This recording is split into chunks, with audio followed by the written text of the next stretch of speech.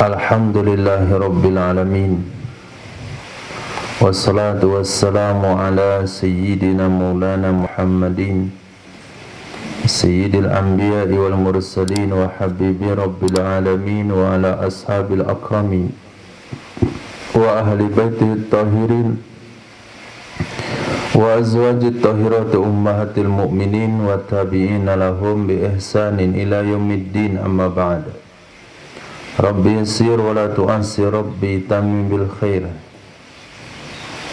Rabbana surah lana sudurana wa yassir lana umurana wa umural muslimin wa hlul 'uqdatam min lisanina yafqahu qawlana. Qala al-mu'allif rahimahullahu ta'ala wa qaddasallahu sirrah wa adama nafa'a bi ulumihi wa barakatihi wa nafahatihi wa madatihi wa karamatihi fid darini amin. Tambihun, al-azharu anna zakata tata'allaku bil mali ta'alluqa syirkatin. Menurut pendapat Al-Azhar, bukan Mesir, Al-Azhar pendapat yang kemarin sudah sampaikan. Pendapat yang terkuat dari dua pendapat Imam Syafi'i, yang dalil pendapat yang keduanya lumayan kuat. Tapi apabila pendapat itu kuat dan dalil pendapat yang keduanya lemah, maka pendapat itu disebut dengan masyhur.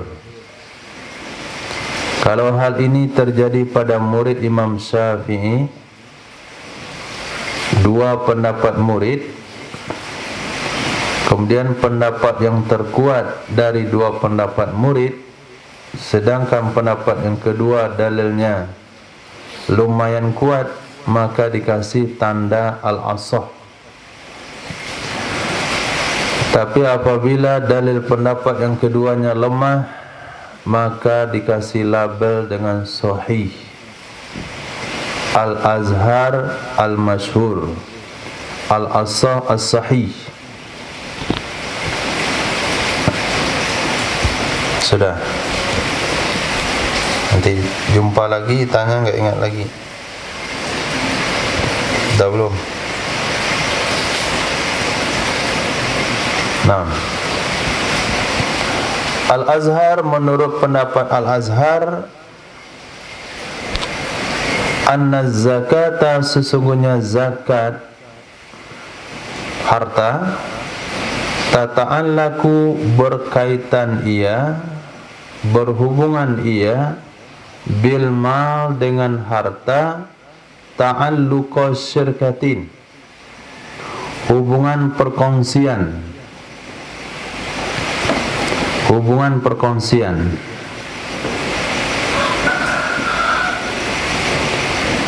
Wa fi qauli qadimin, dan pada qaul qadim. Pada qaul qadim, pendapat Imam Syafi'i di Irak. Berarti Al-Azhar terletak pada qaul jadid. Menurut pendapat qaul qadim, yang memilih akannya pendapat oleh Imam Ar-Raimi, li'annaha tata'allaku bidhimma la bil aini, karena sesungguhnya zakat berhubungan ia dengan zimmah, tidak dengan ain. Berhubungan ia dengan zimmah, tanggung jawab, tidak dengan benda.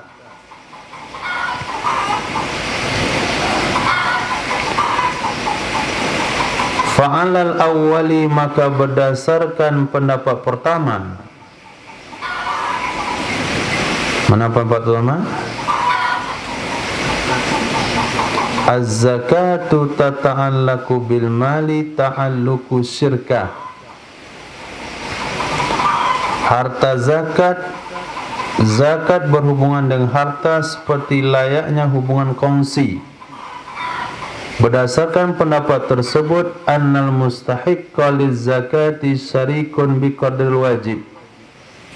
Sesungguhnya orang yang berhak menerima zakat itu adalah kongsi.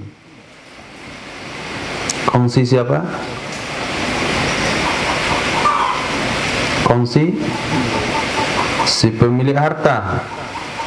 Sesungguhnya orang yang berhak menerima zakat itu adalah kongsi, yaitu kongsi pemilik harta dengan kadar yang wajib dikeluarkan.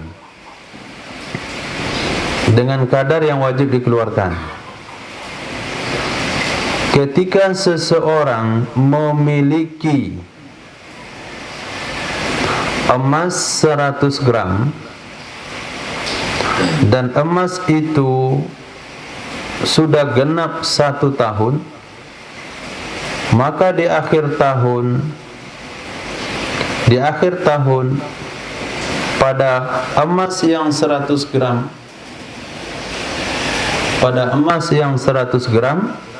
itu adalah kongsi antara pemilik emas dengan penerima zakat. Saham penerima zakat di situ yaitu 2,5%. Makna biqadril wajib. Wadzalika, dan demikian, li'annahu, karena sesungguhnya, hu itu dhamir sya'ni, jadi tidak ada tempat kembalinya. Karena sesungguhnya lawim tana'a min ikhrajiha, jikalau enggan ia si pemilik harta dari mengeluarkannya zakat, maka akhazahal imamu minhu qahra, mengambil akannya zakat oleh pemimpin, oleh imam darinya pemilik secara paksa. Kama yuqsamul malul mustaraku qahra, sebagaimana dibagi harta perkongsian secara paksa. Idzam tana'a ba'dus syuraka'i min qismati, apabila enggan sebahagian para kongsi dari membaginya harta perkongsian. Di sini sisi persamaan antara harta zakat dengan harta kongsi. Apabila seseorang kongsi dalam berusaha, kongsi dalam beternak, maka ketika salah satu dari teman kongsinya ingin membagi harta tersebut karena pengen menjalankan usaha sendiri, pengen bagi modal, pengen bagi untung, mereka tidak mau lagi berkongsi. Satu di antaranya atau satunya tidak mau. Ketika hal ini dilaporkan ke pengadilan, maka pemerintah akan membagi harta kongsi itu secara paksa. Sama halnya kalau sekiranya ada orang yang wajib mengeluarkan zakat dan dia tidak mau mengeluarkan zakatnya, maka pemimpin berhak mengambil nilai zakat yang wajib dikeluarkan dari orang tersebut secara paksa. Berarti jatah yang wajib dikeluarkan untuk zakat dari harta orang yang wajib berzakat itu sama halnya dengan harta kongsi, itu sama halnya dengan harta perkongsian. Bisa dipahami? Kalau kita ikut rumus tersebut, setelah dia memiliki emas 100 gram, kemudian sudah 1 tahun, kemudian dia tidak keluarkan zakat, setelah itu dia modalkan emas 100 gram tersebut untuk sebuah usaha, kemudian mendapatkan untung 100 juta rupiah, maka dia bukan hanya mengeluarkan zakat 2,5 gram, tapi juga 2,5 juta sebagai untung daripada modal 2,5 gram emas. Kenapa? Karena harta yang wajib dikeluarkan tersebut itu adalah haknya fakir miskin yang sudah dijadikan modal dalam usaha dia. Maka apabila suatu usaha yang menghasilkan sebuah keuntungan, maka keuntungan itu dibagi sesuai dengan nilai modal. Itu penyebabnya kehancuran bagi orang-orang yang tidak mengeluarkan zakat. Dia bukan hanya punya hutang terhadap fakir miskin senilai yang wajib dikeluarkan, tapi dia punya hutang senilai dengan keuntungan yang muncul, yang hasil dari harta yang tidak dikeluarkan itu. Karena itu adalah harta kongsinya fakir miskin. Nah,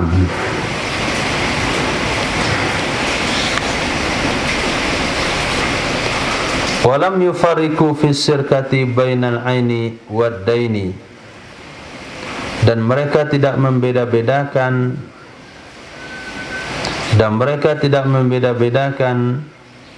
antara di dalam perkongsian antara ain benda dan dain hutang.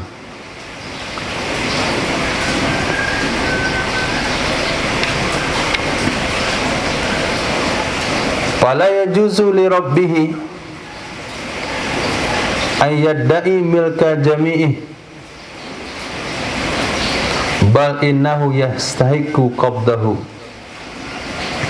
Maka tidak boleh bagi pemiliknya harta,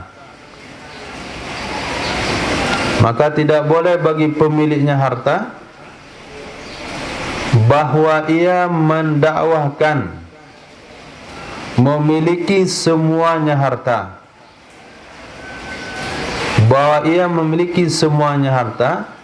akan tetapi innahu yastahiqu qabdahu, sesungguhnya dia berhak mengqabadnya harta.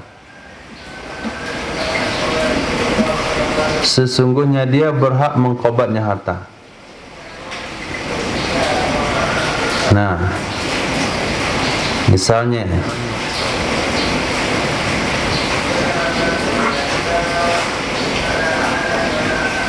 emas dia yang 100 gram yang sudah wajib dikeluarkan zakat, tetapi dihutang oleh orang lain. Ketika dia menuntut hutang, orang lain itu mengingkari adanya hutang, maka di pengadilan sepemilik harta dia tidak boleh mengatakan milik saya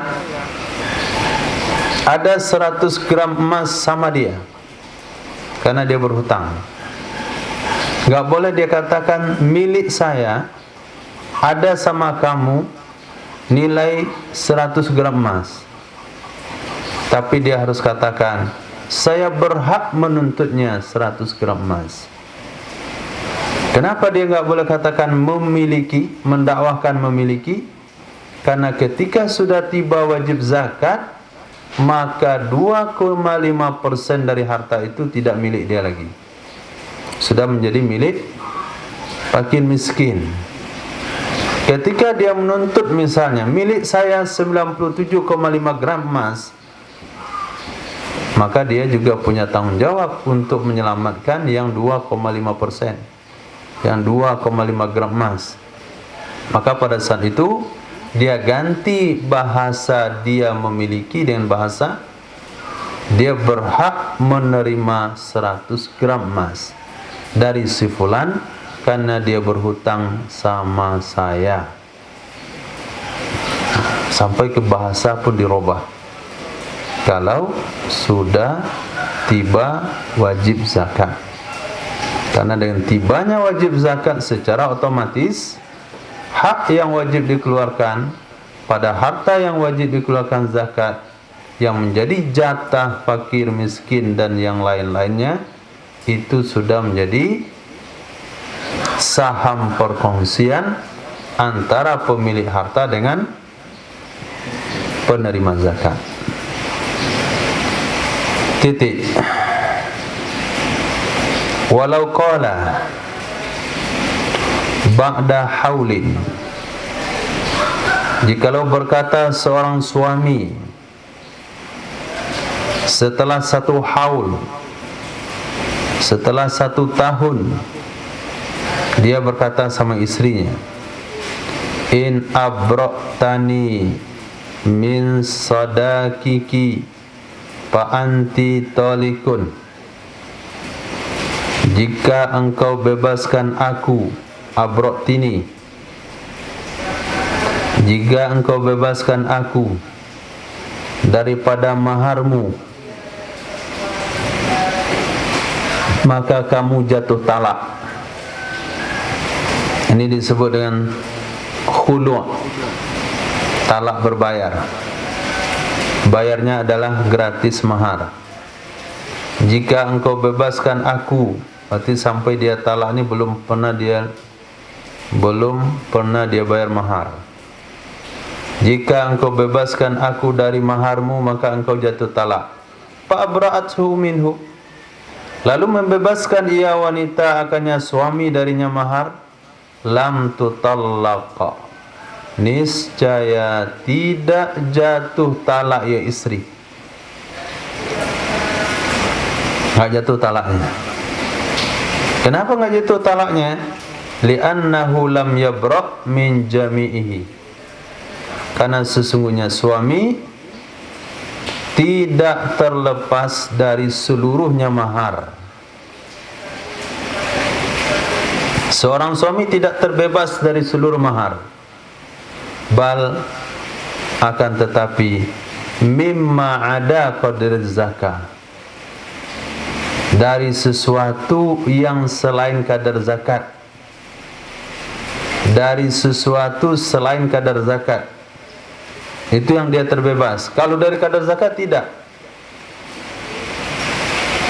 Sementara akadnya adalah kamu bebaskan saya dari maharmu, maka kamu jatuh talak.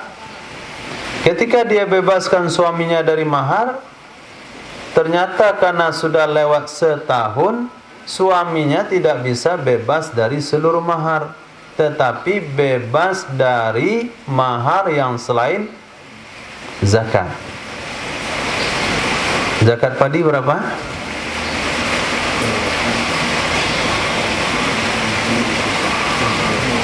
Seribu 680. Seterima nikahnya putri bapak dengan padi 1680 kilo hutang.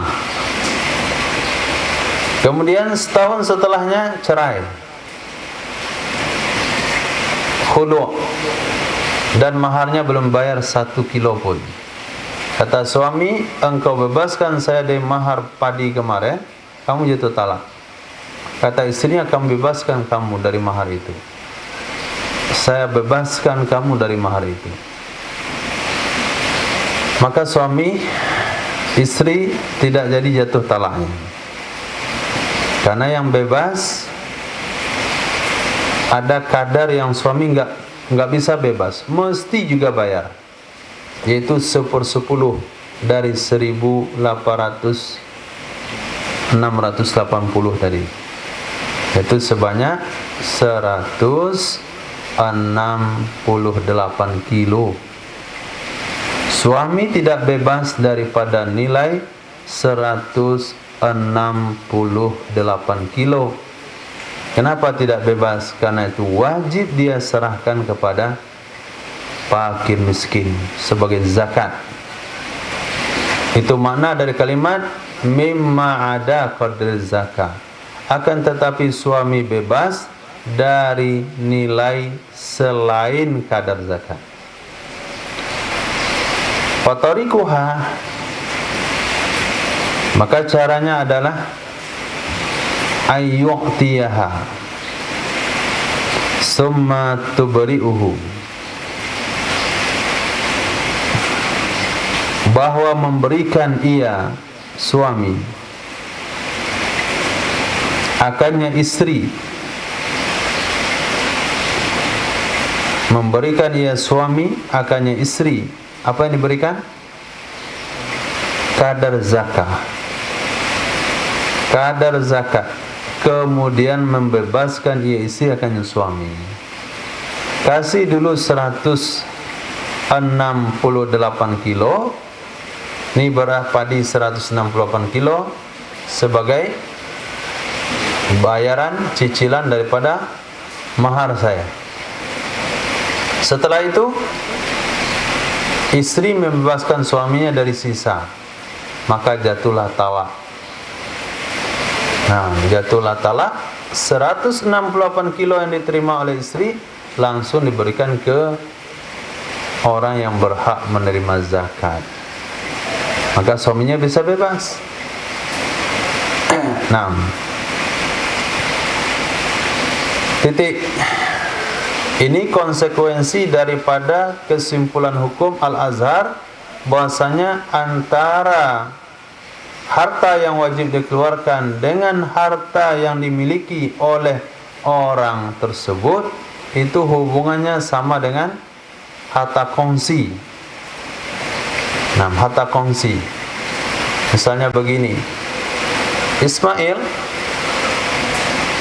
berkongsi sama Safirullah dalam buka kedai. Lalu Abu Bakar salah satu pelanggan.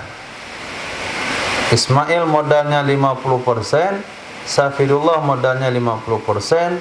Terjadilah jual beli antara Ismail dengan Abu Bakar, menjual satu buah periuk besi dengan harga 40.000 hutang. Dah. Kemudian Abu Bakar datang dengan Ismail minta tolong supaya hutangnya itu dibebaskan saja. Bolehkah Ismail membebaskan Abu Bakar? Tidak boleh. Berapa boleh dibebaskan? 20.000. Begitu. Karena dia kalau dia bebaskan 40.000, berarti dia telah membebaskan haknya Safirullah.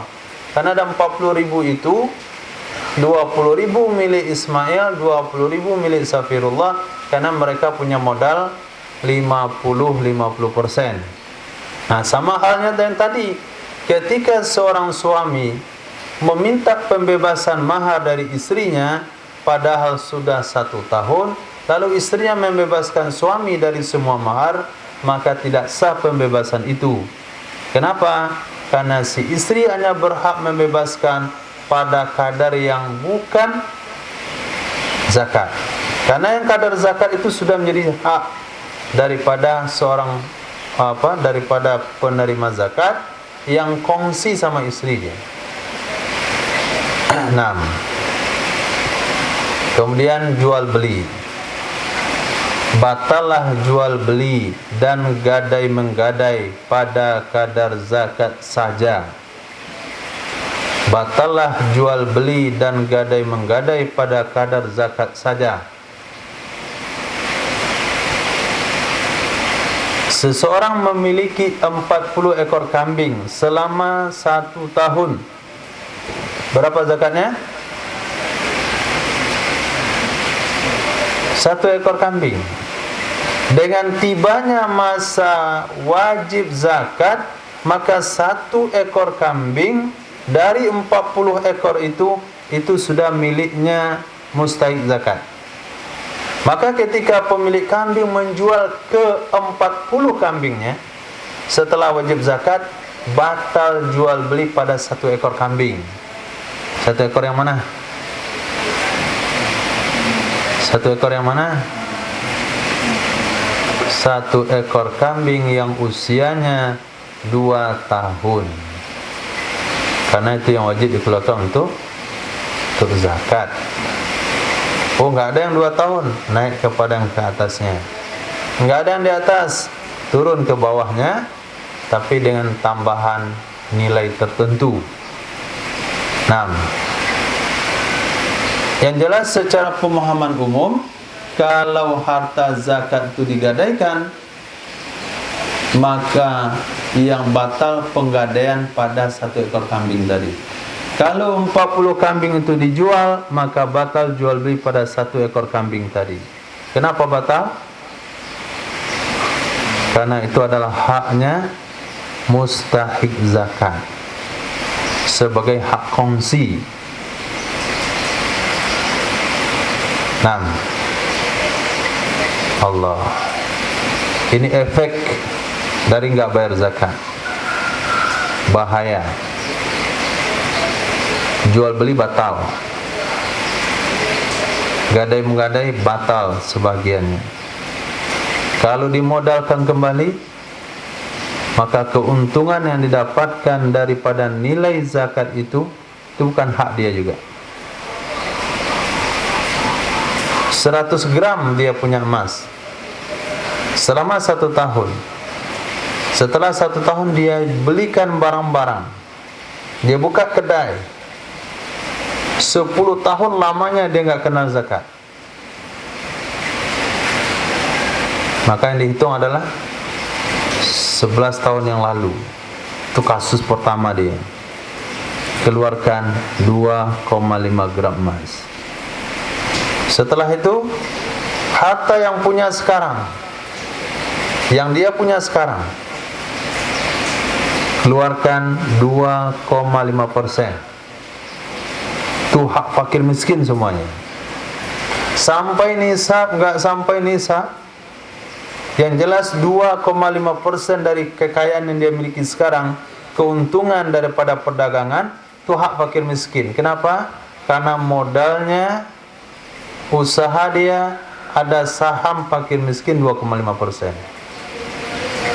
Lepas subur kena zakat tahunan lagi. Kalaulah dia berusaha membayar zakat tahun-tahun yang lalu, masih dia kemakan hak fakir di situ. Sudah paham? Sudah. Untung dia 1M misalnya. Zakatnya 1M,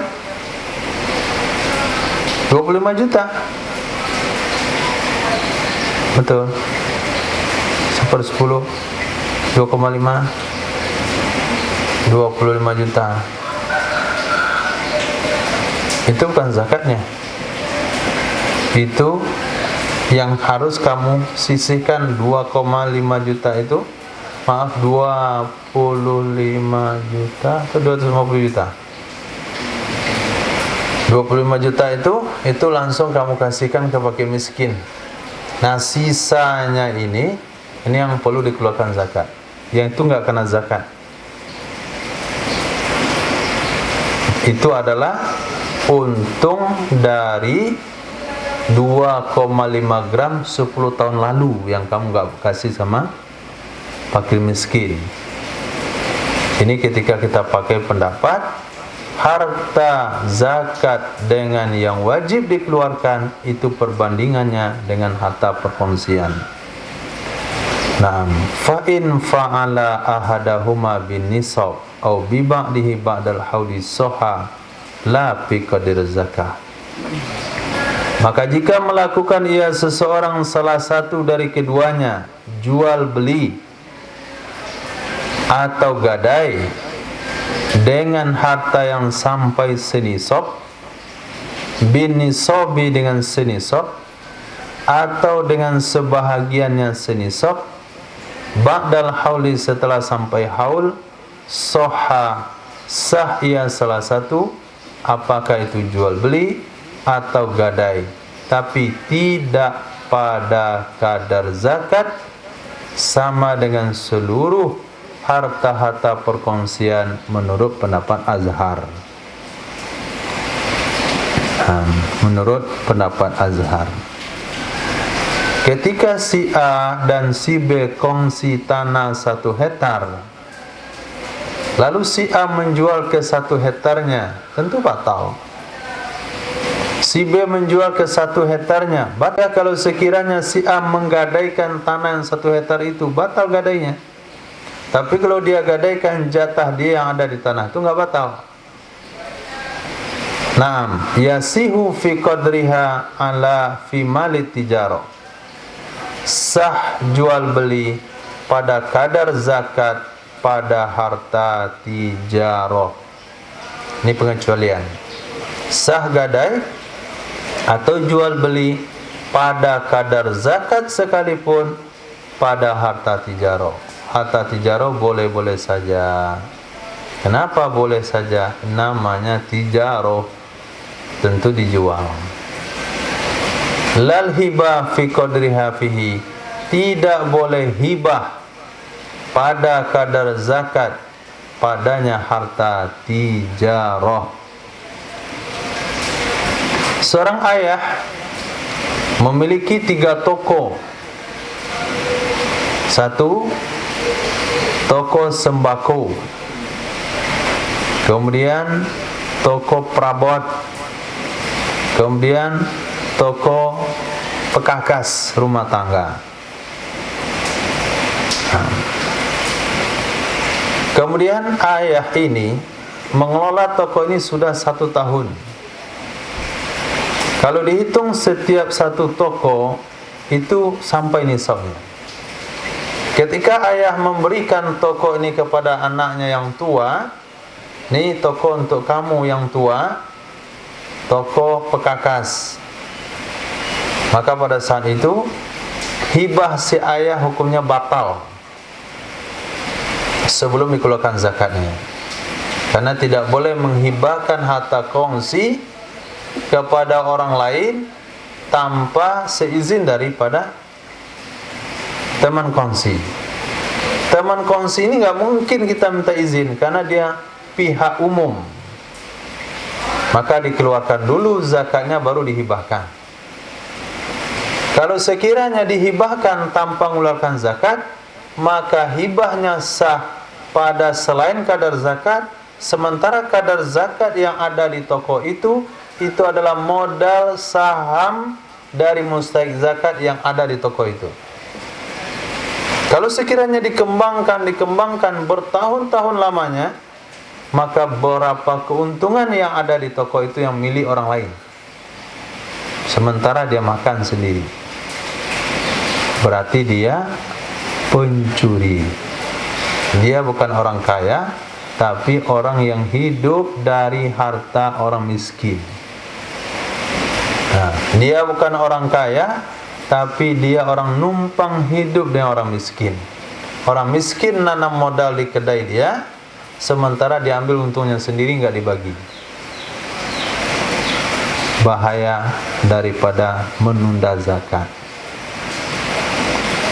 6.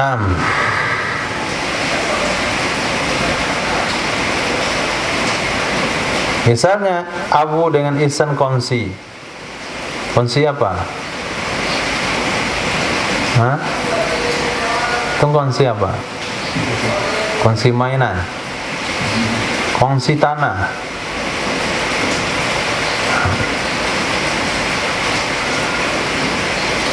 Abu pergi hurut 10 tahun. Gak level lagi setahun, 10 tahun. Ihsan jual tanah sendiri. Setelah dia kedai. Apa hukum jual beli tanah? Batal. Kemudian kedai yang dibuka itu 50% sahamnya Abu Bakar, walaupun jual tanahnya batal. Tapi situ kan sahamnya Abu Bakar 50%. Maka semua keuntungan 50% haknya Abu Bakar.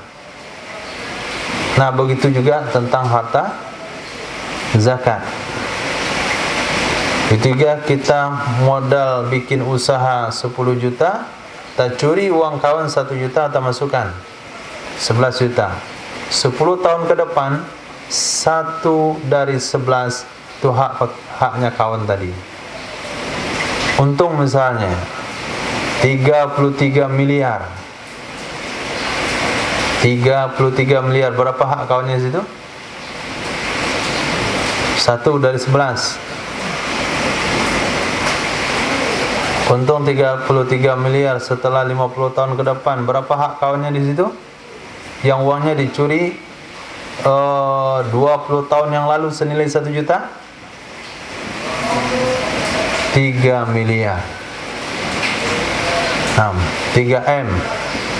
Punya kawan dia yang dia curi uangnya 15 tahun yang lalu 1 juta rupiah.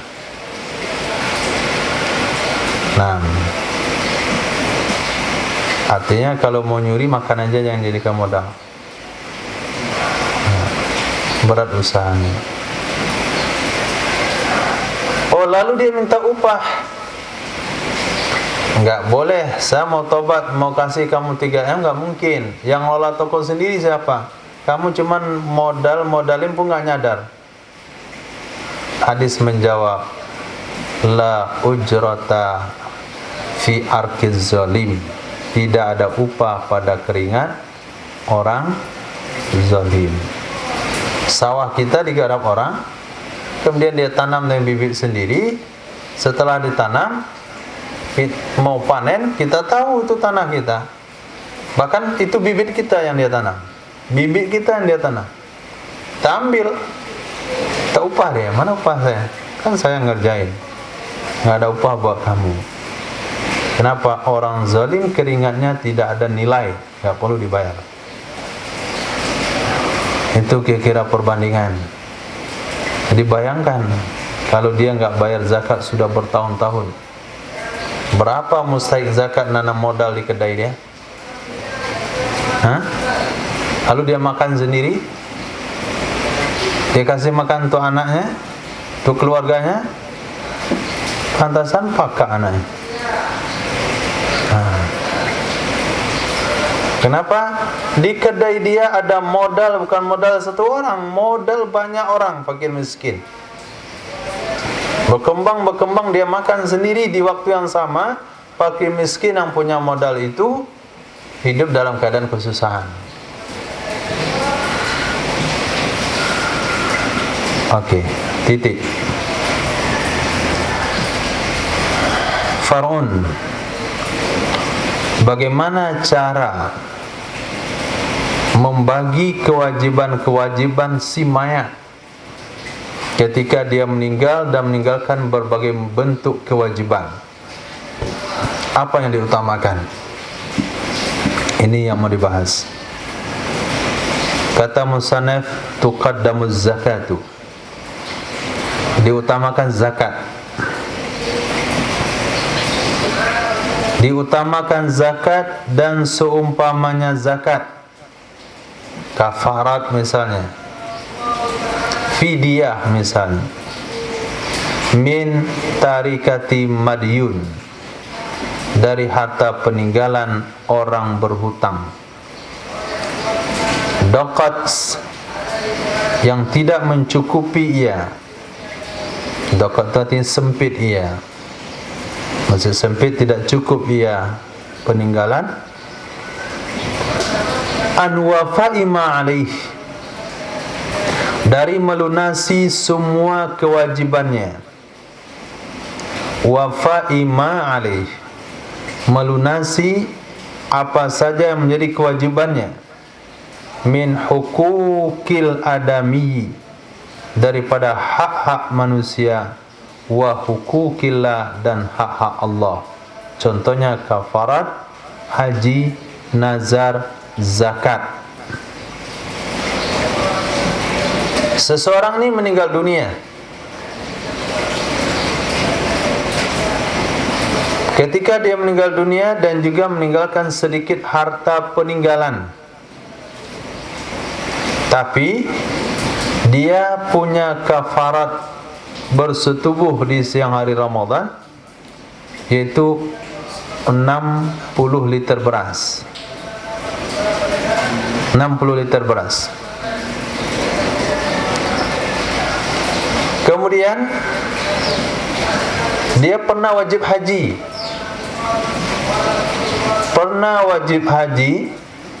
Kemudian dia tidak berangkat. Bukan tidak bisa berangkat, enggak berangkat dan tidak mendaftar. Di rekening dia, keuangan dia itu cukup untuk berangkat haji, tapi dia nggak pernah mendaftar dan nggak pernah berangkat. Lalu dia jatuh miskin, maka orang itu punya kewajiban haji. Kemudian nazar lagi. Setelah dia bangkrut, dia nazar. Kalau saya kaya, saya akan menyumbang ke masjid 50 juta. Kaya dia, nggak jadi juga nyumbang. Miskin lagi. Lepas tu, dah sepanjang dia punya harta nggak pernah ngeluarin zakat. Bagaimana nasib mayat malang itu? Hah? Mana nasibnya? Malang. Nasibnya malang sekali. Oke. Ini hartanya sedikit. Ini nggak mau jadi harta mayat itu. Yang bekas saja nih. Ini harta si mayat itu. Nggak banyak. Ini kalau dibayarin semuanya ini nggak bakalan cukup nih. Pertama kafarat 60 liter beras, misalnya. Biaya haji, badal haji berapa sekarang? Nggak tahu, kira-kira 30 juta. Itu level bawah, murah dari itu. Kemudian nazar 50 juta. Kemudian zakat. Zakat dia kira-kira kalau dikumpul-kumpulkan itu totalnya 50 juta juga. Nazar 50 juta, zakat dia 50 juta, biaya haji badal haji 30 juta, kemudian kafarat yang murah 60 liter beras. Ini cuman 100 juta harta peninggalan dia. Nah, mana yang pertama kali dibayar? Apa yang pertama kali dikeluarkan dari harta 100 juta ini? Tuqaddamuz zakah. Zakat dulu. Wanawiha dan seumpamanya. Seumpama zakat. Itu misalnya kafarat, misalnya nazar. Nah, kama idza jatama'ata ala hayyin lam yuhjar alaih. Sebagaimana apabila terkumpul kedua-duanya hak manusia dan hak Allah atas orang yang hidup yang belum dihajar di atasnya. Nah, dihajar sini bukan dihajar bahasa kita, tapi dihajar maksudnya belum dibekukan kekayaannya. Nah, atas orang hidup lam yuhjar alaih yang belum dibekukan kekayaannya.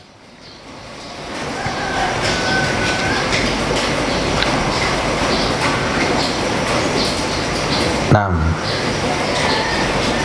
walawi jatama'at fiha huququllahi faqat. Jikalau terkumpul padanya harta peninggalan oleh hak-hak Allah saja. Kira-kira dari contoh tadi ada hak Allah semua situ atau hak manusia? Kafarat, haji, nazar, zakat. Ada hak manusia atau hak Allah? Semuanya hak Allah. Nah, itu semuanya hak Allah. Jikalau terkumpul padanya harta peninggalan hak-hak Allah saja, seperti contoh di atas, kafarat, haji, nazar, zakat, qudimatiz zakat. Diutamakan bayar zakat dulu. In ta'allaqat bil aini, jika sangkut paut ia zakat dengan ain. Jika sangkut paut ia zakat dengan ain, bi an baqiyan nisab, dengan bahwa masih tersisa satu nisab. Maaf, dengan bahwa masih tersisa nisab. Di antara harta peninggalannya ada padi, dan dia punya zakat padi. Berarti apa yang dikeluarkan bendanya masih ada. Dia punya kewajiban zakat korma, dan harta peninggalannya ada korma. Dia punya kewajiban zakat uang, harta peninggalannya ada uang.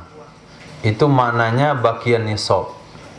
Tapi kalau dia punya kewajiban zakat padi, dari harta peninggalan nggak ada yang padi, nggak ada satupun padi, berarti zakat tidak lagi berhubungan dengan ain. Kenapa? Ainnya nggak ada lagi. Berarti hubungannya sudah kepada tanggung jawab. Ada ain, ada zimmah. Nah, ada ain, ada zimmah. Misal, ini kotak kacamata, harganya nggak mahal, 5 juta saja. Contoh, dirampok oleh bahasa rampok itu cari nama yang nggak bagus. Markus. Nah, ini dirampok oleh Markus. Berarti Markus punya hutang ke saya 5 juta karena dia rampok ini. Kemudian si Markus juga hutang sama kedai Rifki, hutang sama kedai Yusuf, sama kedai Safir, banyak hutang dia. Kemudian Markus ditangkap dan dinyatakan bangkrut oleh negara. Semua aset disita. Di antara aset yang disita ini terdapat ini satu. Nah, ketika membagi-bagikan aset Markus kepada penagih-penagih hutangnya, yang berhak dengan benda ini siapa? Saya. Kenapa? Ta'alaqat bil ain. Maka saya ambil benda ini, saya pergi, nggak ada urusan. Apakah sisa aset Markus mencukupi untuk antum semua atau nggak cukup? Bagi saya nggak ada masalah. Kenapa? Saya punya hak, hubungannya ke benda saya sendiri. Tapi apabila benda ini sudah dijual dan dibelikan ke sepeda ontel, ini bukan kacamata, ini sudah sepeda ontel, maka hak saya senilai 5 juta rupiah itu gabung sama antum-antum semuanya. Dilelanglah aset-asetnya itu. Setelah dilelang saya dapat persentase. Tahu persentase? Tahu persentase?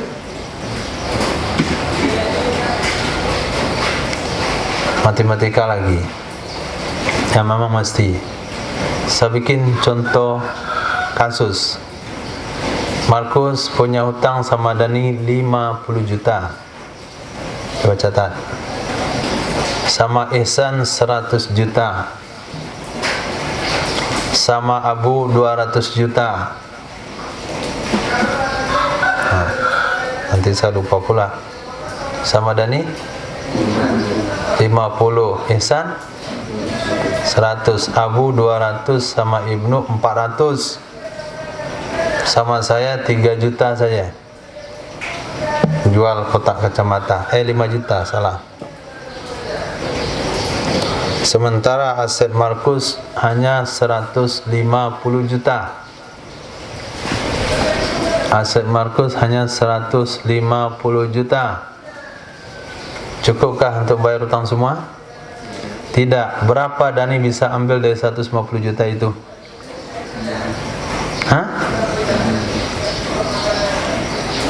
Dani berapa bisa ambil daripada aset 150 itu?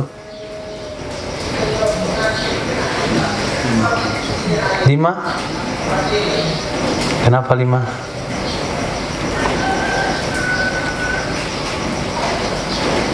Tidak tahu pertanyaannya? Hutang Markus ke Dani 10, 50, ke Ihsan 100, ke Abu 150, ke Ibnu 400 juta, ke saya 5 juta. Kalau sekiranya aset Markus dilelang, total penjualnya hanya 150 juta, berapa yang bisa diambil Dani dari 150 juta itu? Berapa?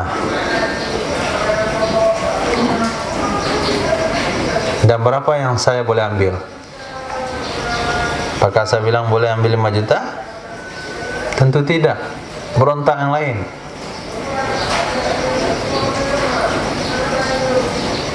Maka ketika aset sudah dibekukan, enggak ada diperhitungkan saya berutang pertama sekali, saya berutang pertama sekali, kamu utang terakhir, kamu enggak dapat apa-apa, enggak bisa begitu. Kata Abu, saya yang berhak 150 juta itu karena uang saya sama dengan hutangnya, atau peninggalannya sama dengan hutangnya, enggak bisa. Berapa Dani? Tahu rumusnya kagak? Enggak tahu rumusnya, mana bisa nyari.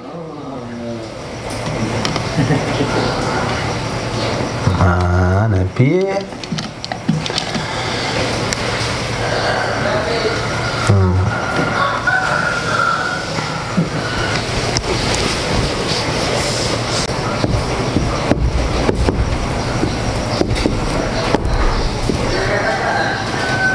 Kita buat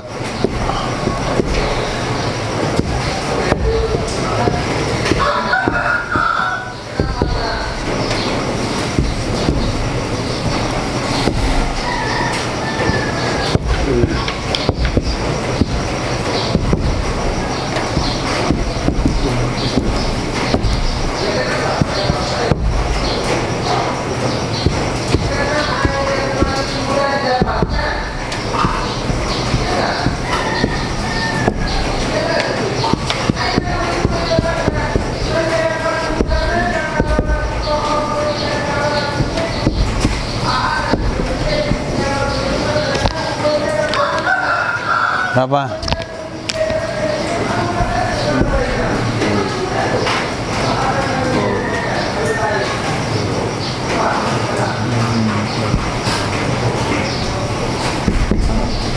$705 juta.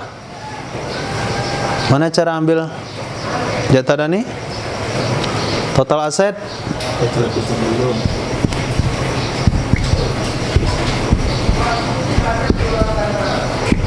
100. Nah, caranya siapa yang mau kita cari jatah dia, taruh angkanya di atas. Yang gampang saja, Fadani kacamata 5 juta. Total hutang 705 kali per 705 dikali aset 150. Nah, cari siapa yang mau kita cari, berapa jatah dia, persentasenya, taruh angkanya di atas, kemudian per total hutang kali aset 5 kali 150. Hah? 5 kali 0. 5 kali 5. 5 kali 1. Tambah per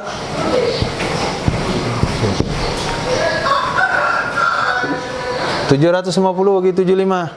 7 bagi 705. 700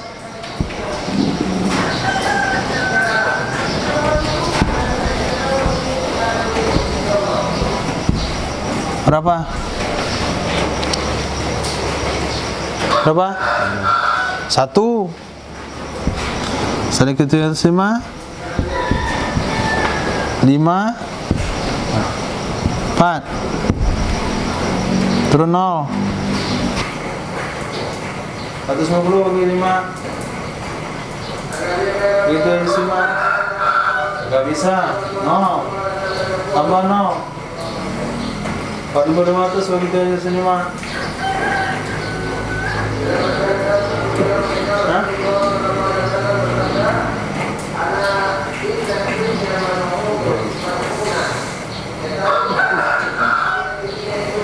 Berapa?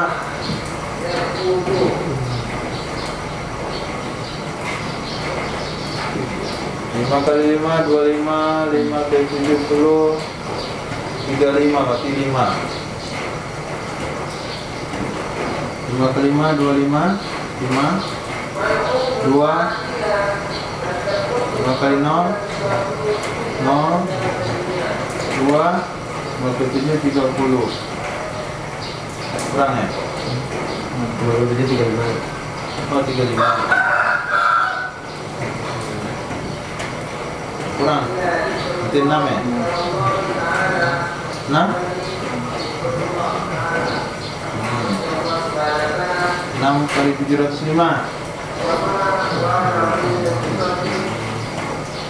2 kali 5, 30. 0, 3. 2 kali 7, 6, 2. 0, 7, 2.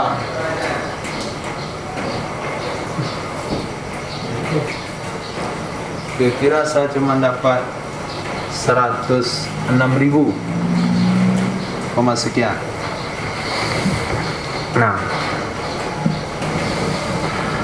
nggak bisa saya minta 5 juta, nggak bisa dapat 5 juta, hanya dapat 106.000 rupiah.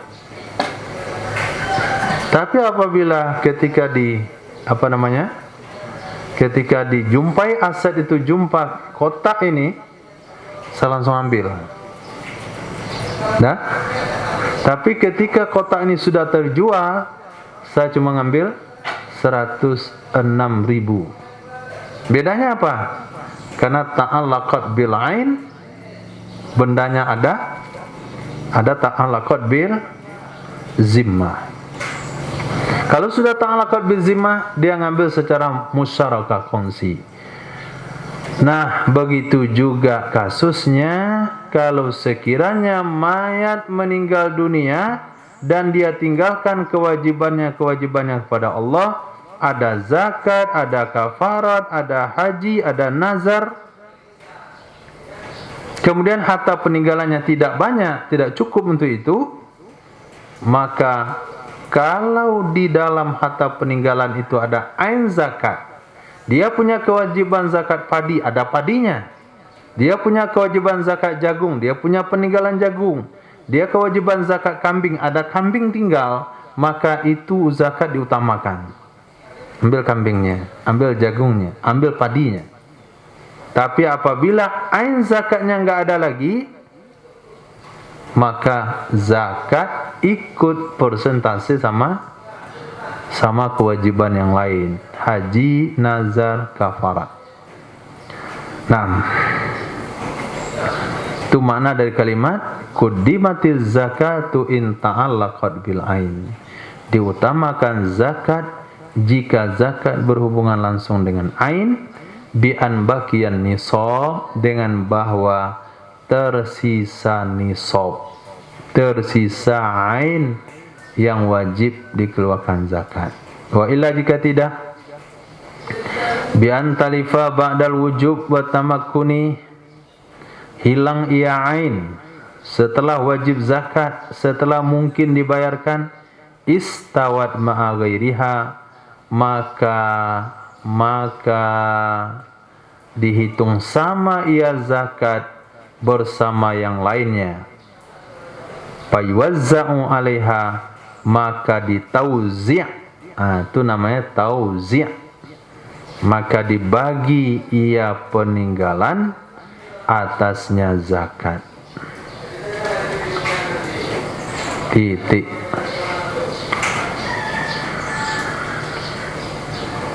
Nah, ini masih ini. Saya bikin soal ya, tapi nggak pakai juta, puluhan saja, supaya nggak capek mikirnya. Allah.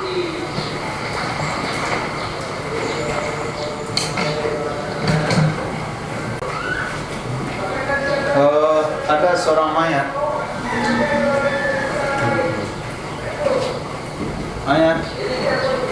meninggalkan aset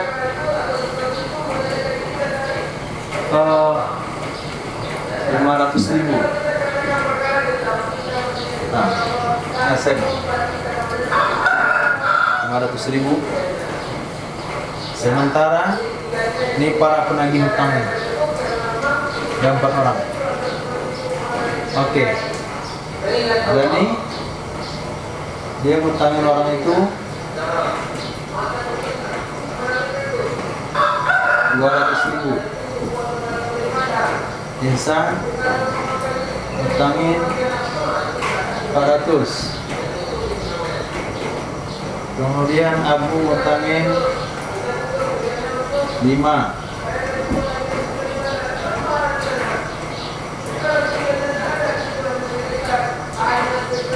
Ini 2.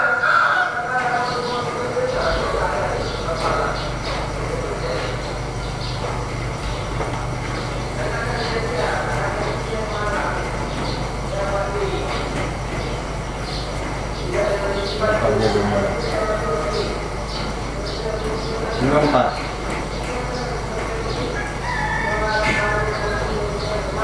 Nah, coba antum cari berapa jatah Dani dari uang 500.000.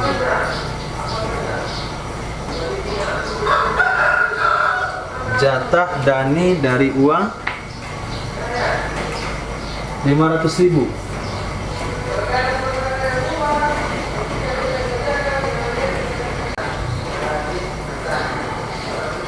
Ingat rumusnya? Udah ingat rumusnya?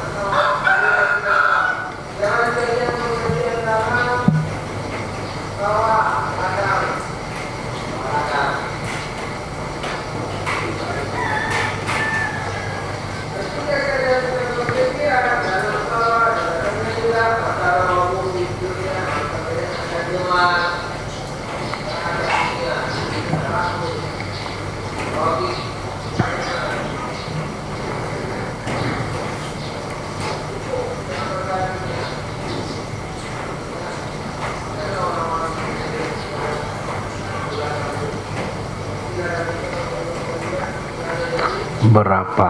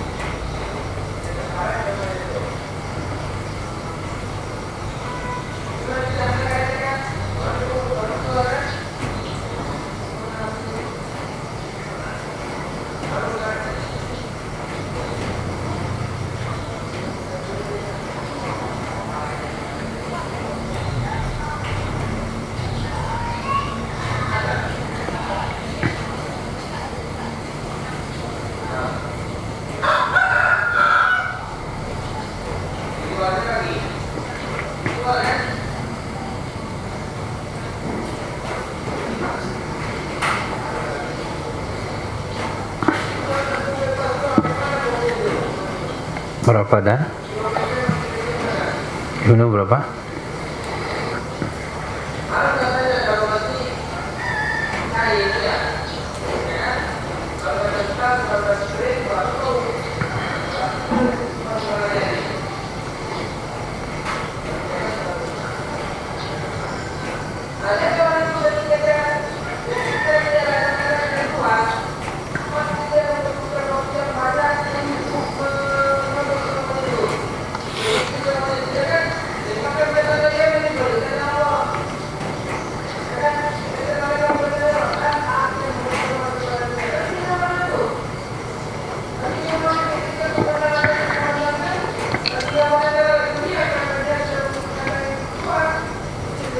Berapa, Yusuf?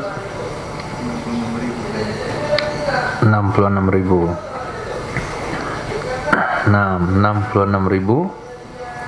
66.666 rupiah. Karena dia setiap dibagi yang ke-6. 66.666 rupiah. Taisa? Dah tahu cara carinya? Cara carinya dah tahu? Rumusnya sudah?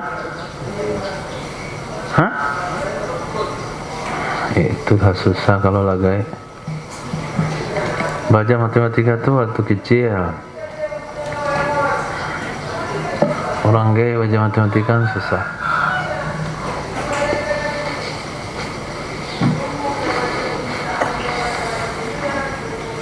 Pertama apa? Total hutang berapa? Hah? 1.500.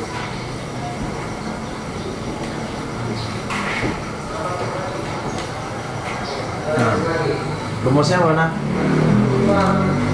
Rifki, rumusnya mana tadi? 200. Oke. 1.500.000.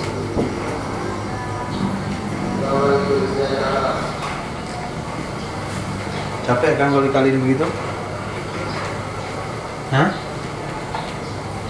200.000 per 1.500.000. Capek kan ngaliinnya? Kita buang nolnya. Sama banyak. Berapa kalau sama banyak? Hah? 1? Sama banyak atas bawah? 5. 5.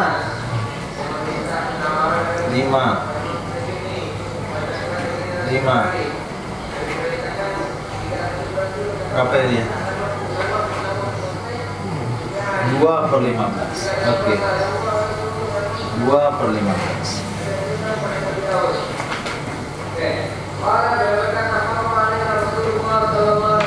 Kecil. Kali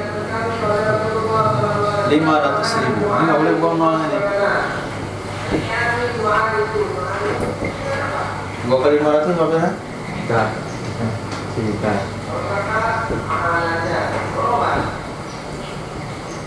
Bagi 15. Nah, 1.000.000 bagi 15. Oke. 1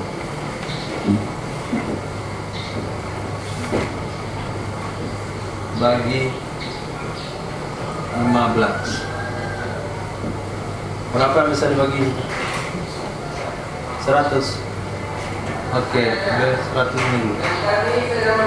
Bagi 15 berapa? 6. 6 kali 15 berapa? 90. Sisa berapa? 10. Turun 0 lagi berapa? Bagi 15 berapa? 6. Bagi 15 berapa? Sisa berapa? Turun 0 lagi berapa? Kemudian kali 15 berapa? Dan sisa berapa? Ini 0 dan turun semua nih? Supaya nggak lupa. Danau turun lagi.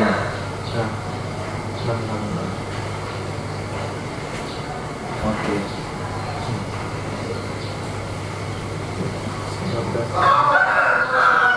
Berapa? 0. Berapa?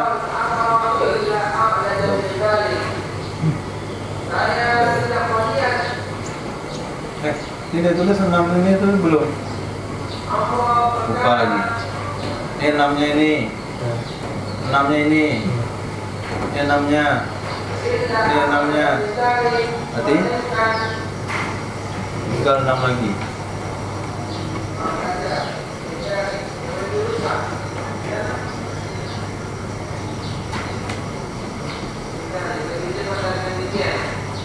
Seratus. Ini 6-nya. 90. 106. 90. 106. 90. 106. 90. Berapa? 6.000.